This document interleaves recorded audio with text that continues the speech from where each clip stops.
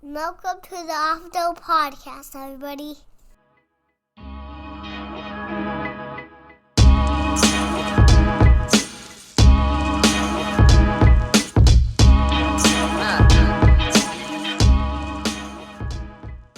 Ladies and gentlemen, welcome back to the Off the Dome podcast. We got a lot to talk about today, and let's just go ahead and get right into it. We've seen from the NFL now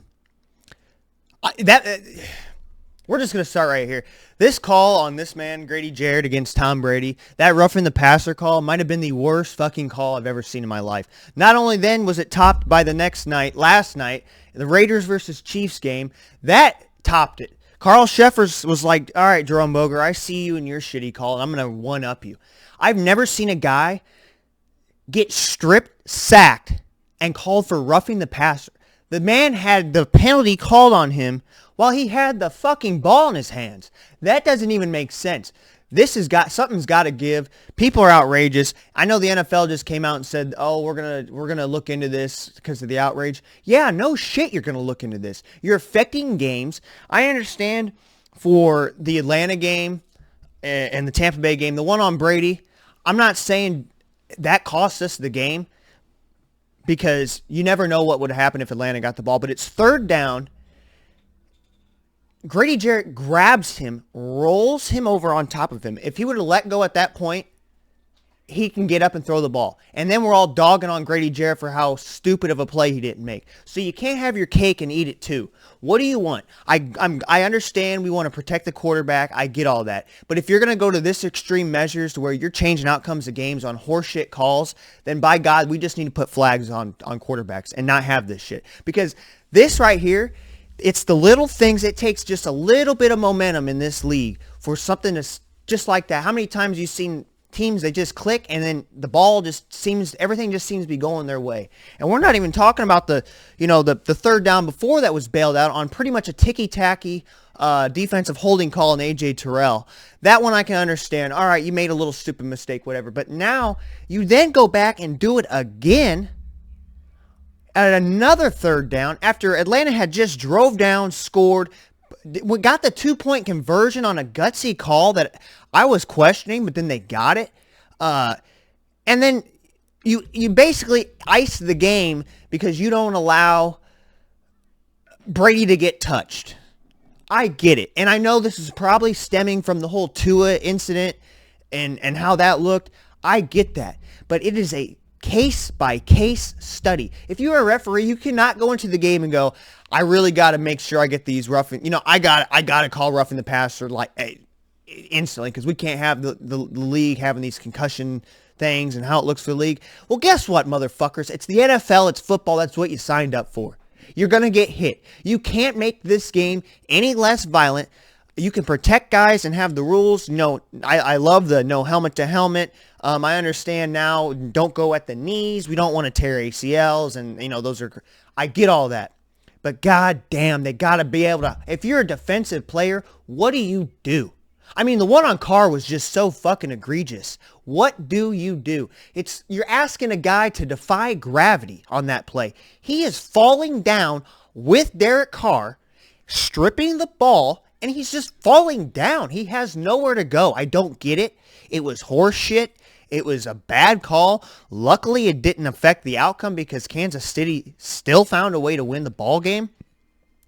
And it's just a shame, man. Jerome Boger's crew had just blown a call against the Ravens the week before he comes in. I'm telling you right now, that dude better not call a single playoff game or it's tarnished.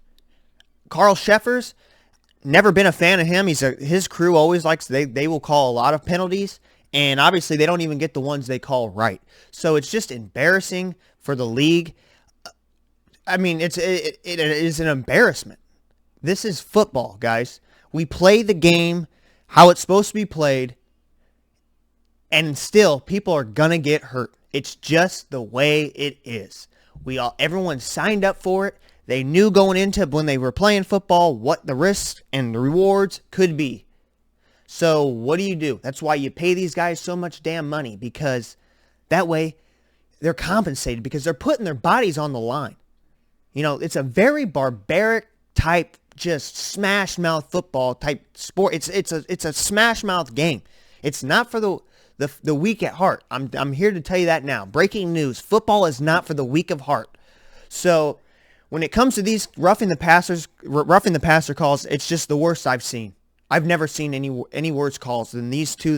Both of these calls were bad, and they got one upped. I thought Atlanta's was the worst I had ever seen, and then bam, here we go the next night, and Carl Sheffer's it's just bad. The league has a lot of shit they need to look into, and it seems like they always got a problem. If it's not the PI calls, if it's not one thing, it's another. It was what's a catch. We had Dez Bryant in Green Bay. What's a catch? No one knows what a catch is. Okay, we kind of figured that out. Then the next issue, now passing interference. Well, passing interference was never an issue before. Now it's an issue. Well, now we got passing interference. We go back to that Saints-Rams game. Big time play on that PI, no PI call. All right, so then we solved that problem. Now here we are in 2022, and we have a new problem, and it's roughing the passer. I don't know if I missed something. Has the game changed? Is there new rules that have changed the game drastically from year to year that has made this to where we don't know what a roughing the passer call is anymore? Did it change from last year? If you fucking hit a guy too violently or you body slam him to the ground, call it. Now, you wanted to say Grady Jarrett did a body slam, you're full of fucking shit. And then Brady comes out and goes, well, I don't throw the flags. No, but you were bitching about that the whole game. He had been bitching about roughing the passer calls at least twice before that. He had been chirping in the ref's ear, and they're like, no, you're good. So finally, he gets his way on a call that he shouldn't have got. It's bullshit. I don't like this shit because you know what?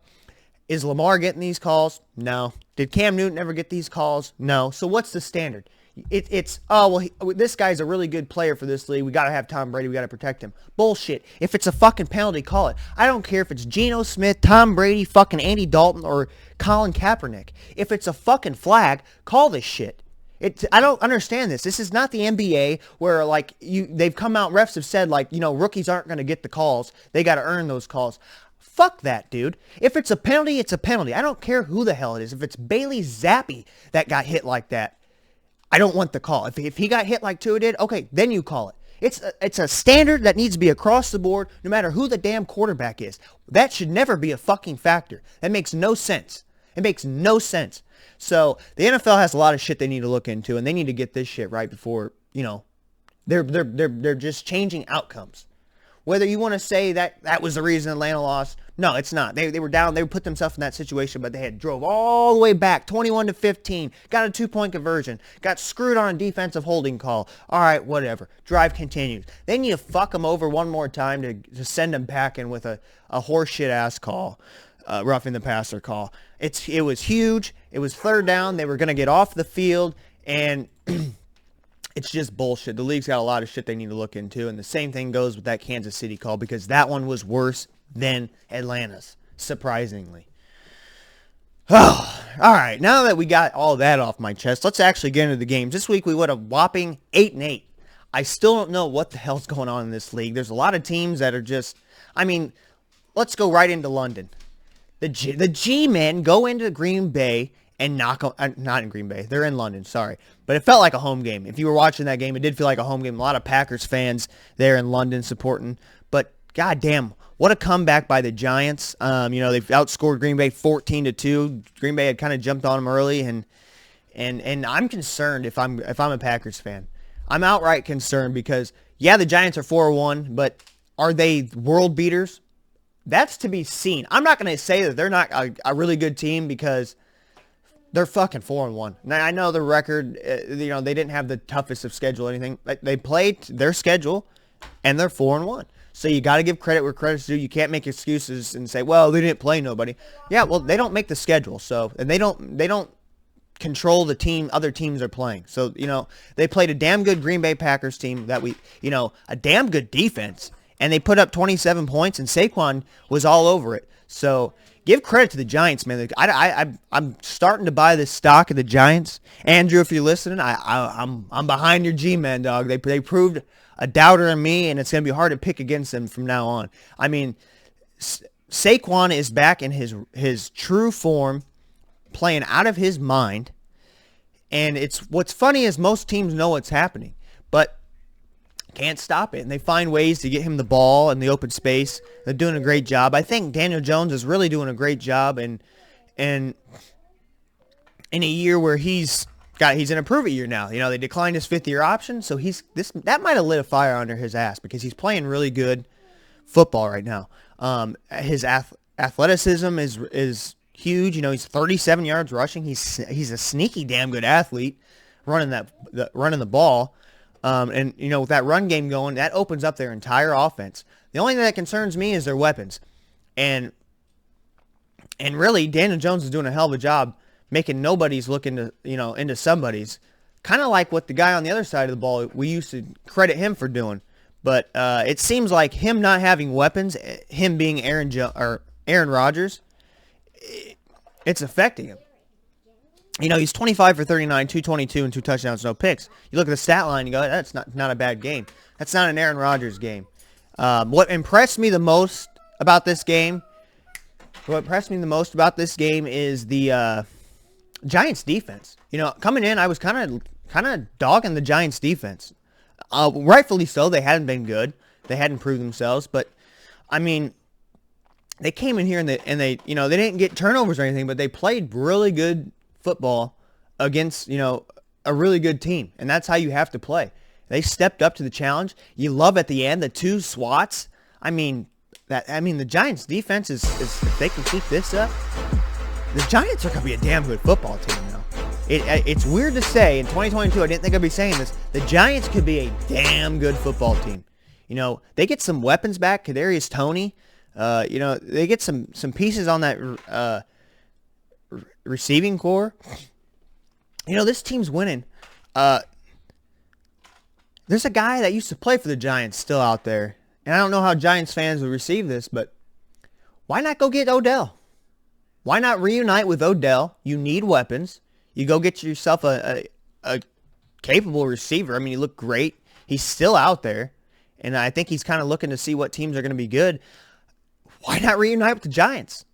I think that would be great. You know, get Daniel Jones' weapons. You know, have Darius Slayton, Odell, and then you got Kadarius Toney when he comes back in the slot. Curious to see what Giants fans would think about that. But I think Odell to the Giants. Get a reunite them with the Giants. How they're playing now. You know, get the bat signal out. Bring Odell back. They need weapons. Daniel Jones could really, really use it. I mean, he's playing well with the guys he's got, but you give him an Odell. I know he's not the same Odell. We don't know what he's like after the injury, but might be worth a shot, man. And with the winning record, he might want to come there. He's got a chance at winning another Super Bowl.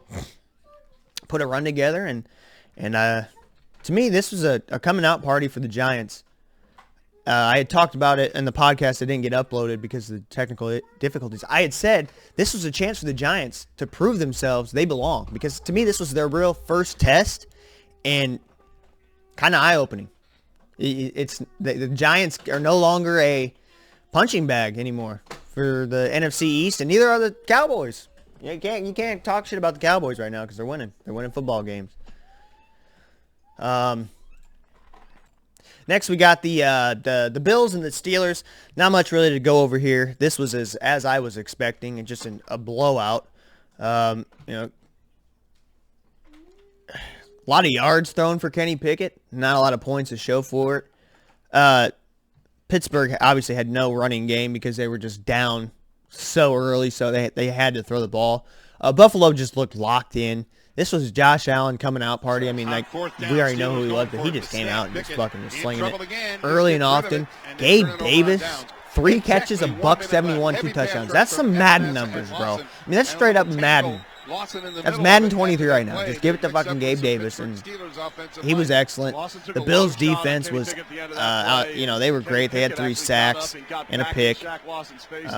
This is what Buffalo.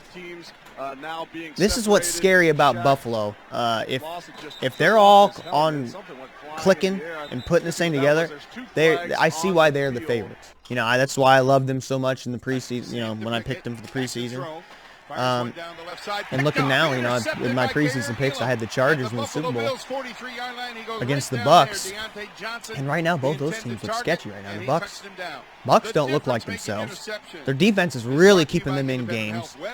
And And the same could be said with the Chargers. They're just, but they did find a way to win against the Browns, 30-28. That was a good one. If you liked offense, there was a lot of big plays in this one. Nick Chubb had himself a hell of a day. They couldn't stop him, but he was one up by Austin Eckler. Austin Eckler had them fantasy football players that had him. They were loving him. He had 16 carries, a $173 and a touchdown. Also had a touchdown receiving. Chargers found a way to put this one away. Cade York missed the field goal to kind of get them up, and they were a field goal away from winning this game. So if you're Cleveland, you can't be too down because really you feel like you should have won that game. You played great.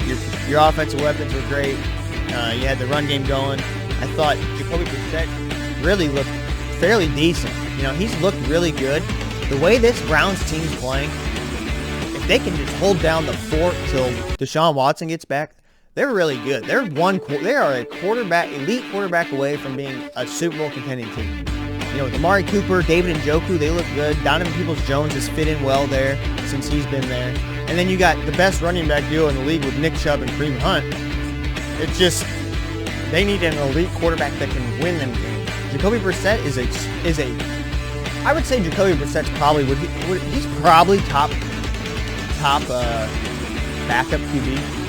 Would you say him or Andy Dalton? I would take Jacoby Brissett as my backup. I mean, he just comes in. He doesn't usually make too many mistakes. There's not many throws he can't make, and he's got a little bit of athleticism.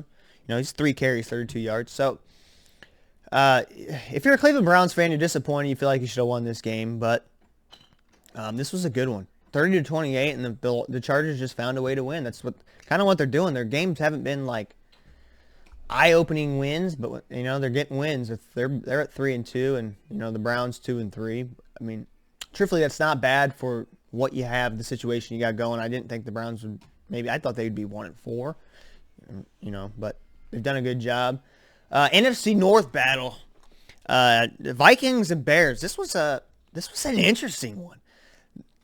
Coming into this, I had taken the Vikings, but this is a game where I would say, if you're a Bears fan, you shouldn't be alarmed. You shouldn't be disappointed in this game. Now, there are some plays that we're going to talk about that you're a little frustrated about. It was the start. They had a horrible fucking start. I mean, was Kirk Cousins 16 for 16 at one point? They couldn't stop Justin Jefferson. And if you're me, you're double teaming Justin Jefferson. I mean, he's the fucking man. He's 12. He caught 12 catches for 154 yards, and he had 13 targets. Montgomery came back. The running game was atrocious this week. Justin Fields was by far their leading rusher, so that played a factor, and it forced them to pass a lot more, and by a lot more, 21 times. That's a lot for the Bears, dude. That's wild to me. That is so wild. They 21. He only threw 21 times. You're looking at Kirk Cousins on the other side, threw 20 more passes than him. Kenny Pickett threw 59. I mean, Brady's throwing 50. I mean, to me, I just urge for some balance. But when the run game's not going, it's hard to really get that balance, especially when you're down. You get jumped on and pounced on the way the Bears did. And truthfully, the Vikings could do no wrong. But in that second half, this was a tale of two halves. This is 2 different games. You watch the first game, it was like, damn, dog. It was like a football NFL team against a college team. Then the second half, and it was like, okay, now it's like Alabama and Auburn. You know what I mean? Like old school Alabama-Auburn game, Alabama-Georgia game. I mean, it got nitty gritty, and they were driving, and what might have been one of the greatest. I want to talk about this. One of the greatest catches this year. Might be the top catch. I know everyone's like, oh, the George Pickens catch. Yeah, that was a cool catch. It was a really great catch. That fucking Darnell Mooney catch, dude. That Mooney catch was something special. I mean, he straight up one-handed was still like hand checking, fighting guys, gets the ball up. I mean, and it was almost to that Odell style where his arm was going back. We want to play this here. Let me get this pulled up because you got this. This might have been one of the greatest catches I've ever seen. This year.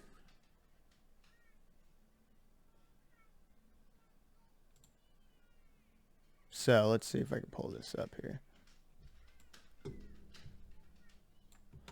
I was not gonna pull this up. Let's see. Whoops. Okay, so we don't want that. Let's see if we do it side by side. Oh, I see. It's got to be on the other monitor. Okay.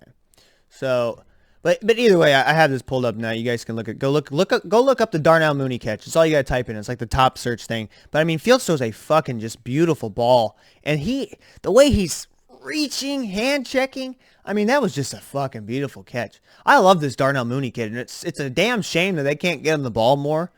But you see him fighting, and then he pushes off, and just to go back, and that was a sweet catch, man. That was a thing of beauty. And that was a real big moment in that game, down 21-3. You then get down, and then Montgomery gets the ball in for the score, going at, right before halftime. That was huge, and a real spark for the Bears. That might have been the spark that kind of turned that game around. And going back, now that you go back and look at it, that allowed them to get that touchdown. Changes, it's not 21-3 halftime, it's 21-10. So that was a huge momentum. That's what I'm talking about, like with these penalties. It just takes a little play, because look how that catch, from that point on, it was a whole different Chicago Bears football team. I mean, they were fired up. They came out and started playing ball. And if it wasn't for one of the most boneheaded plays I had ever seen, I mean, you want to talk about just a silly ass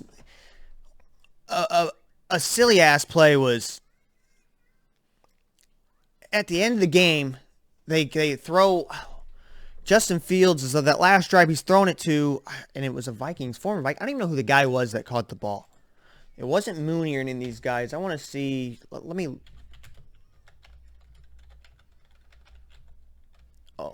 see. I got to see here. Because that was one of the greatest plays I've ever seen from a defensive play by Cam Dantzler. That was a fucking beautiful play.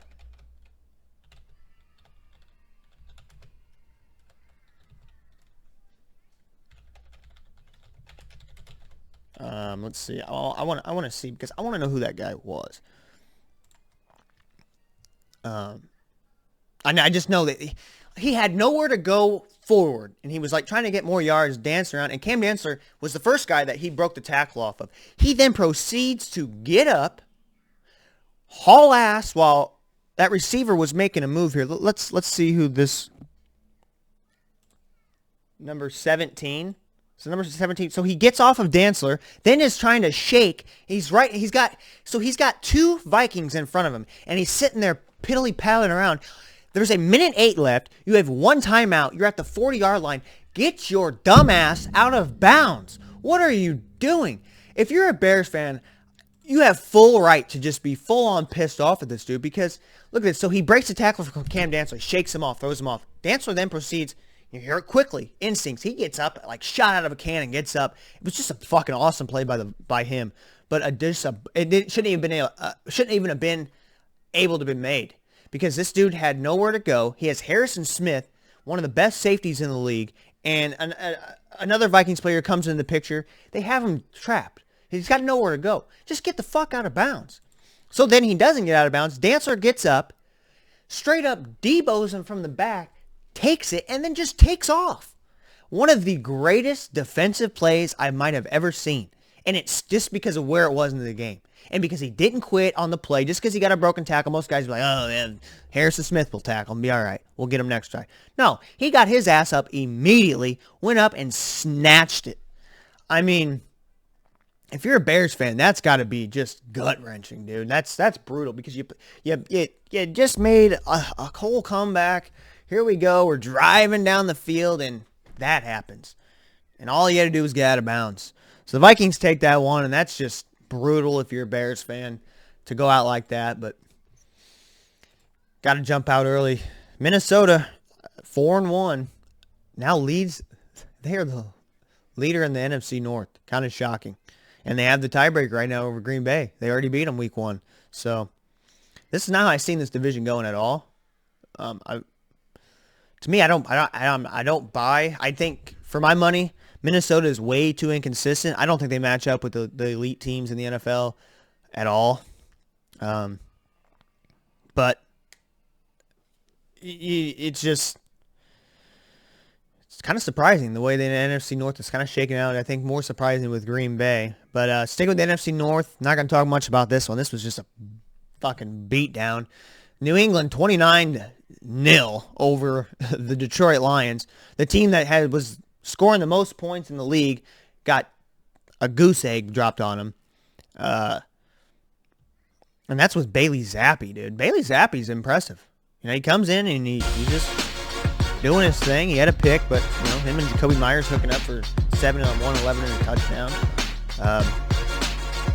Shout out to the Patriots. I know with Bill Belichick, they always have that good defense.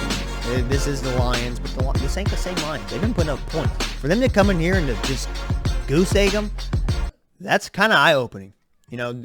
The Patriots are one of those teams where they're like the middle-of-the-pack teams where you really don't want to play because they're going to play you tough on defense and they're going to grind you out, and they like to run the ball. Now with Zappi, they're running that ball with Stevenson, who's been playing pretty good for them with 161 yards in that game. But, yeah, the Lions just were nowhere. They didn't show up this game, and nobody showed up. It was an all-around just bona fide crap fest if you're a Lions fan, and especially what you've been seeing. You're so close against all these good, all these teams. You've been putting up a lot of points, and then you come out and drop that. It was kind of a bit surprising. It's, I picked the Lions maybe to upset the Patriots, but oof, wasn't even close on that one.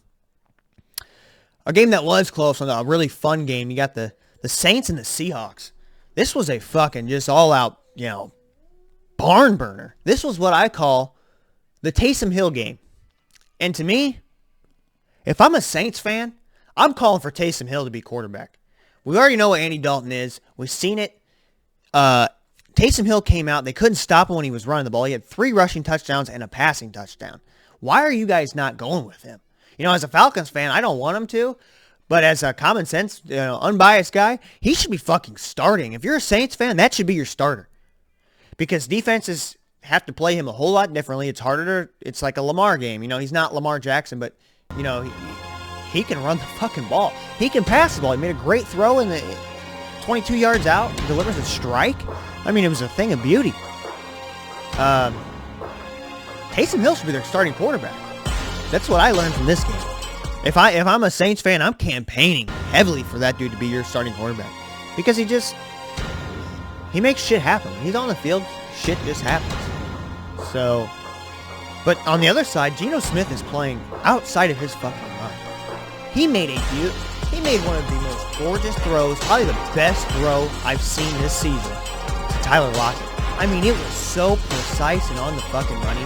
It could not have been any little misthrow, misspiral, something on that ball. It was done.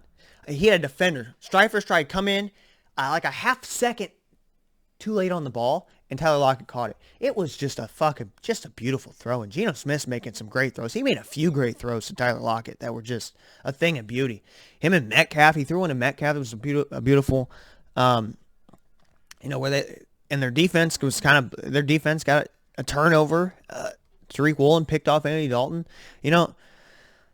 There wasn't much defense besides that, but the big sack by Cam Jordan at the end of the game, I love Geno for, rolling out and making these plays. At some point, he's just got to throw that ball away. That 3rd and 2, throw the ball away. Give yourself a chance on 4th and 2 because then you notice how they didn't get the ball back after that. So if you're Geno Smith, you just got to play smarter. You played a hell of a fucking game. You played your heart out in that game.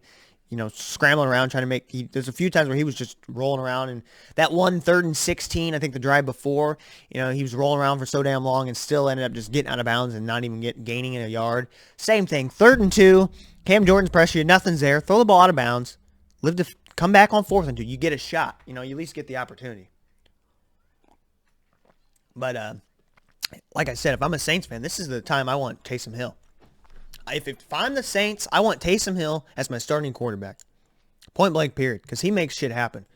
Any guy that can account for 4 touchdowns in the game should be on the field a hell of a lot more. They just let him start. But as a Falcons fan, keep Andy Dalton. Go ahead, keep Andy Dalton. I'm all down for that. Then you got a surprising one, which was, Who's like the strength and conditioning coach for Miami? They're gonna have no quarterbacks at this point. It was funny. I seen something that's like at this point, Flipper will be the starting QB by week 9 for the Dolphins. I mean, once Teddy went out, your chances of going down. You lose 40-17 to the Jets, who are just now getting Zach Wilson back for a second game. To me, this was a really good game for all the young guys. Breece Hall had a really good game. This was Breece Hall's game, coming out party. He had 18 carries, 97 yards, and a touchdown. And then also had 2 catches for 100 yards receiving. So I like the way the Jets are playing with these young guys with Zach Wilson. They definitely look a little different. They got a little spunk and spark to them, which I kind of like.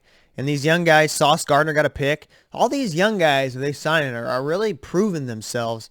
And the Jets, I think, are going to be a really good team moving forward. I don't know if they make anything happen this year. They are 3-2. Robert Saleh's got that team going at 3-2. But I don't know if it's enough to really make noise this season.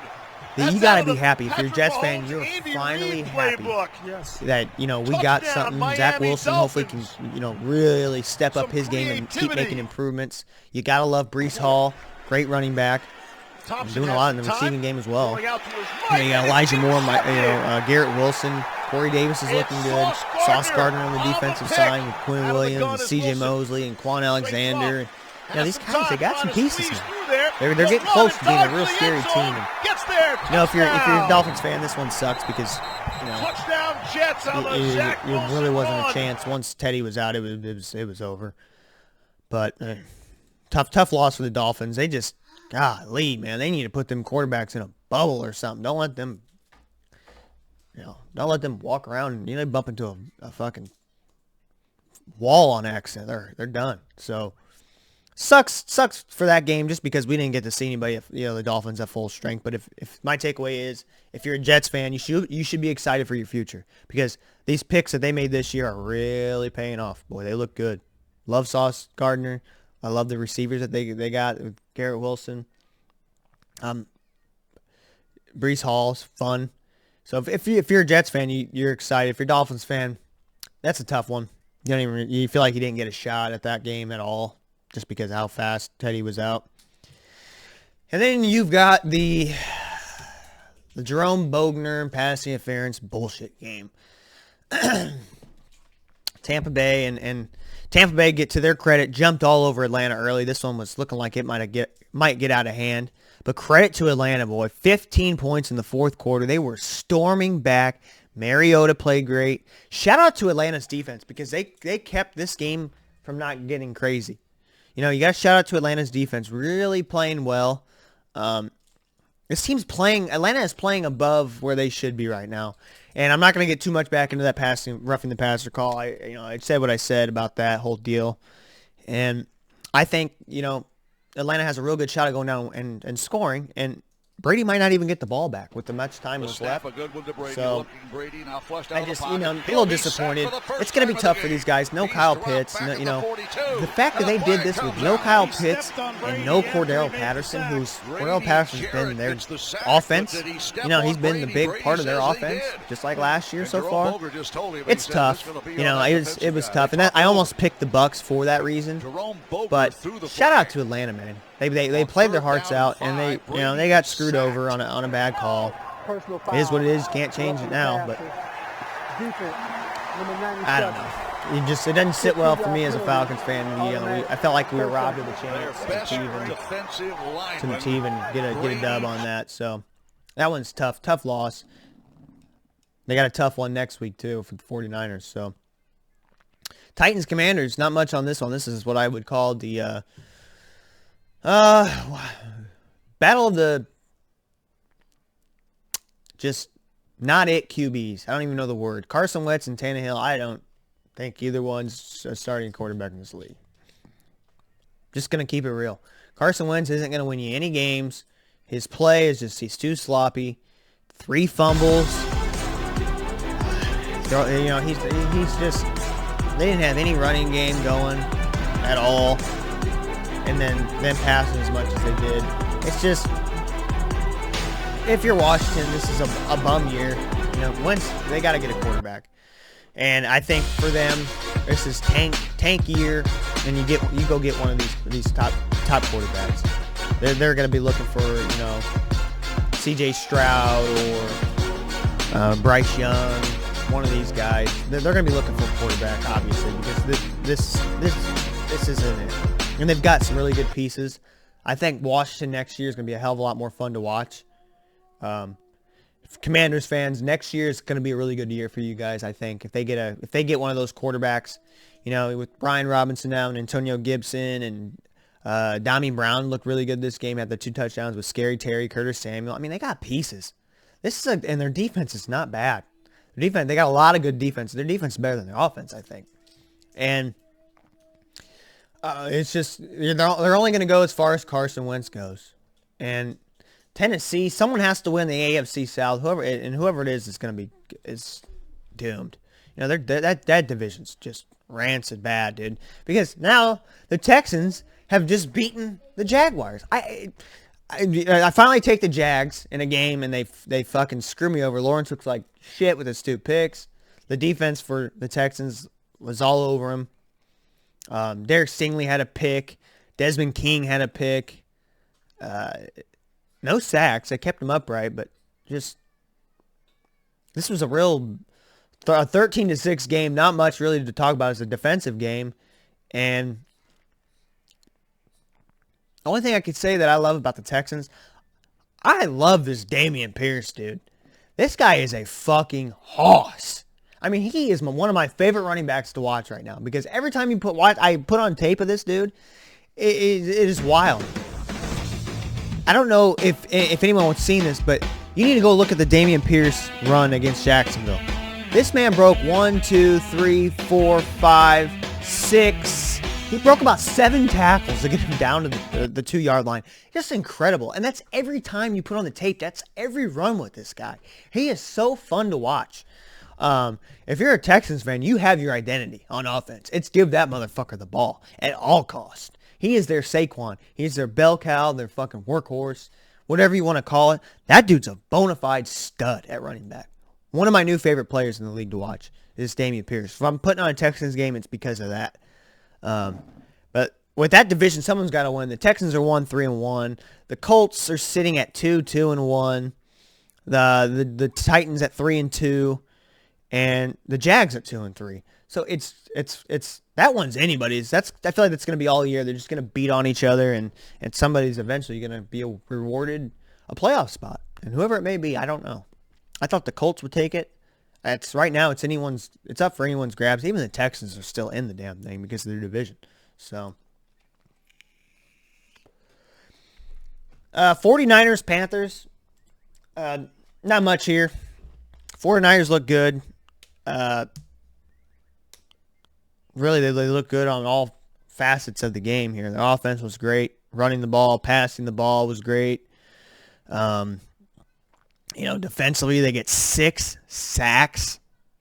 That's disgusting and also scary for next week as a Falcons fan. They get a pick 6 from Emmanuel Moses. I mean, they did it on every fucking any way they could. They beat Carolina. Baker Mayfield leaves. He's now dealing with an ankle injury. Matt Rule, breaking news, the big news here. Matt Rule was fired. I had said something about Matt Rule. This might be his last game. Any game now could be his last game, and they pulled the trigger. Truthfully, just they didn't win games. I thought his draft picks were really good. The way he had built that defense up, I thought that defense could carry this team. But now that defense doesn't even look good. Getting up 37, and it could be too the offense. Usually when there's bad defenses, it's usually a lot of times bad offenses as well because they don't find the way to. It's going to hold. Baker Mayfield excited. They got a touchdown. Entire time. So. For me, I don't know if it's bad defense it's just a combination of, when you're a bad football team, everything seems to be going wrong. And right now the Panthers are they're doomed. They're free falling pretty fast. And who knows what they're going to do? Do they go get a quarterback, with Baker and all this? So crazy thing. I think Matt Rule will bounce back. He'll go back to the college ranks if I had to guess. I don't know if he'll get another shot in the NFL. After the way he, performed as a coach. But, Matt Rule gone. I know the Panthers said their top target is actually going to be Sean Payton, which will be interesting. I don't know if they'll have any interest in wanting to go there, but right now they've come out and said that's their top guy they're going to be going for is Sean Payton. Interesting. Stays in the NFC South if he does that.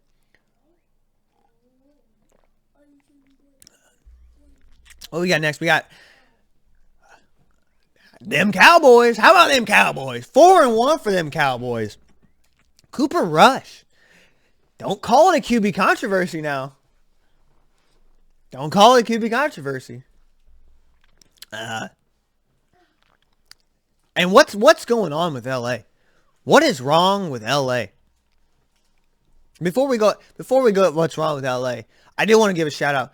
Dan Quinn's got this Dallas Cowboys defense just fucking firing on all cylinders. He may not have been the best head coach, but damn, he knows defense. This dude knows defense like it's nobody's business.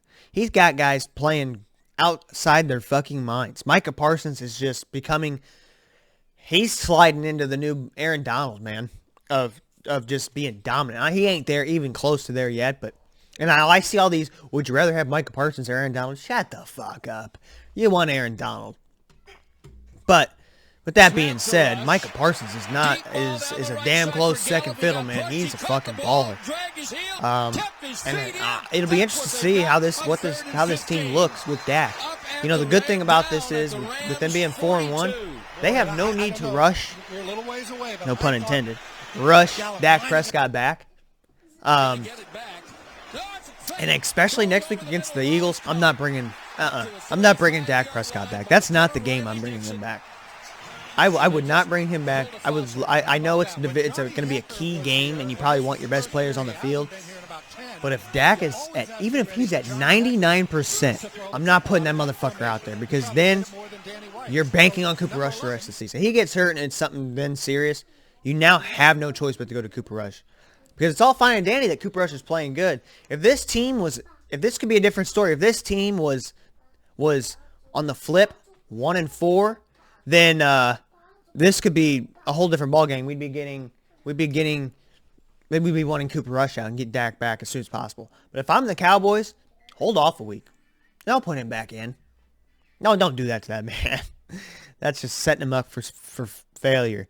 On the other side of the ball, the Rams, I don't know what this team anymore. They've got no run game. They've got no identity. Allen Robinson's been the biggest fucking waste of fucking... I don't even understand what his deal is because I thought this was a great move because he was damn good with Chicago. And he wouldn't even get the ball enough. Field wasn't getting the ball like he should. Now he's got a capable quarterback who he hasn't played good. He's been sloppy. Matthew Stafford's been sloppy with the ball. He's got a 5 to 7 touchdown to pick ratio. Cam Akers and they got no running game at all. And Cooper Kupp's the only guy that gets open. So it's just they're a team too that they could be using the services of Odell. But if I'm Odell, I want nothing to do with that team. Not right now. Right now they look like they're gonna flop hard, dude. The Rams need to turn this thing around. I know the Cowboys have been looking good, but at the end of the day, it's Cooper Rush, and he went 10 for 16, 102, didn't even throw a fucking touchdown on you. I mean, that's embarrassing. The Cowboys did nothing crazy on offense. And, only 3 guys caught a pass. No one had more than 53 yards, and, CeeDee Lamb at 53 yards. I mean, it was just a wild game. A winnable game for the Rams. And they just can't find a way to put anything together.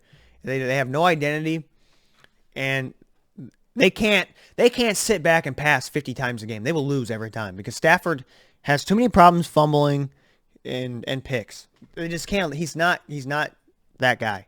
He's a great quarterback, but you're killing him by making him pass every play. It's foolish. I talk about it all the time. It's just you got to have fucking balance, and they have none. Absolutely none. Their running game is atrocious. And you can say the same for this next team. The way the Cardinals, that's been their problem is run game. Now, I got a little bit better this week against the Eagles. That's why I think they played a little bit better. They actually had a chance in this game. And a lot of people are looking at that Kyler Murray slide. He slid a half yard back and then spiked it and then made them have to kick it. That to me didn't define the game. Kicker still got to make the kick. 3-step drop, looks so throws, and it's caught by Brown. You can say what you want was a little bit of a boneheaded play. You messed up a little bit. Yeah, that ain't why they lost. Don't sit there and blame that shit on that because that's why they lost. No, that kicker missed the fucking kick. That's why they lost. Has nothing to do with that. It was not that big of a game changer to me in my eyes. I don't know. The Cardinals really look good this game, but it's just the Eagles are just so complete. They're so balanced. Their run game with Jalen Hurts and Miles Sanders, and and then they go to the passing game and they got pick your poison. AJ Brown off. Other than that first drive, he didn't do anything. But Devontae Smith now has 10 for 87. Goddard 8 for 95. We've seen games where Devontae Smith recently hasn't done much, and it's been AJ Brown. So at any time, any one of those guys can go off on you. And what's crazy is, I only threw it to 5 different guys, which is pretty wild. Usually you like to spread that ball around a lot more, but he got his guys. There were a lot of screens to Devontae Smith, and Arizona not able to make the open field tackles a lot of the times. That's where a lot of his yards came from. But hell of a game. The Eagles find another way to win, and right now they've got to be the favorites. They're the most complete team. Their defense is playing out pretty damn good, and their offense is they're firing on all cylinders right now. And the Cardinals, to their credit, played a really good game. They definitely got a little more balanced. I like that. It shows on the scoreboard. Now you're a little more balanced. You were within 3 teams of being the best team in the league. You got to hold your head high after that game because you played a good damn game against the best team in the league, and you really should have had a shot as a missed kick. Sunday Night Football, Ravens Bengals. This was a good one. It's a little bit sloppy, a little bit low scoring, smash mouth. A good game though, back and forth. The Bengals just seem off, man. They really do. They've definitely taken a step back from last year, and I know they're missing T. Higgins, and Jamar Chase hasn't really played up to what he was doing last year. I think that's because he doesn't have the same running mates. But a damn good game here. And what was shocking was the throws Lamar was missing, man. This game really could have been a lot. It could have been a lot worse. I think the Baltimore or the Cincinnati kind of got lucky with some of these. They were leaving guys wide open down the field, and Lamar missed a couple throws on that drive. They went for it on 4th down, had this guy wide open, and he overthrows him. So to me, this game could have been a little bit uglier. I think the Ravens were definitely the better team, and it showed. They just left a few more points on the table that they didn't cash in on. So to me, this was a pivotal game in this division early on, and the Ravens found a way to win. Coming off last week, they came in and played a good game. They just got to hang on to that ball, and Lamar's got to get more consistent on the throws because, man, he had some beauties. But a good tough nose AFC. This is an AFC North game right here if I ever seen one. And, The low scoring, they always play each other good, and it was a good game. And then the last game last night, we had, obviously, everyone's talking about the game, but Travis Kelce, man, had himself a game. The Chiefs got knocked in the mouth pretty early by the Raiders. But credit to Kansas City sticking with it and find a way to win. I thought the Raiders, both these teams played great. Both teams deserved to win this, had chances really to win this game. But that call, the roughing the passer call, that was bad. That was very bad. And like I said, at this point, we just need flags on quarterbacks because that was terrible. And they had all these chances, and they still couldn't get it to go. To me, what was boneheaded, I don't understand the call with the Raiders going for 2. I don't get it because either way, you still have 4-something minutes left. 4-something minutes left, and you have to stop. You have to stop him regardless. The only difference is it changes the game plan. Now the Chiefs are more likely to run the ball and drain the clock on you if you're down 1 than if it was tied. So either way, it was going to be on the defense to make a stop. So the risk reward, there wasn't a big enough reward. You go up by 1, and either way, Kansas City can drive down and kick a field goal. How easy do you think that is with 4 minutes? So it's up to your defense. No matter how you slice the cake, the defense is going to have to stop Kansas City with 4 minutes. So this was just a silly. At least with 30-30, if they don't do anything, you got to go to overtime, and win this game. You get a chance back. And they did get a chance. Keep Davante Adams from getting up the field, and you're going to see the contact then as Renfro. And Davante Adams was just a fucking shoe. That was so close. Totally that play by Davante Adams. And Davante Adams and Renfro, they collide. And the Chiefs, they would 1 point. Pulling out my mic. From the 1. Mahomes, end zone. We set them up for the win. This was a fun one last night, and they just came down to that play, and he just got out of bounds. But wow, what a game for Travis Kelce! Breaks the record for tight end. Touchdown. Yeah, just it's 4. A total blown coverage. He didn't have anybody. Not even late. This is a fun game at the end. In the backfield. He knows so close. Exactly how many Raiders could have had that win. And then, Davante Adams. I don't like the shoving the camera, man. That whole deal was, that's a sore loser shit right there. And Davante's probably thinking, "Fuck, I made just a shitty mistake." But I'll tell you, I will give credit to Derek Carr on that throw to Davante Adams in the end zone, that deep one. That was a beauty, dude. He had a beautiful fucking throw.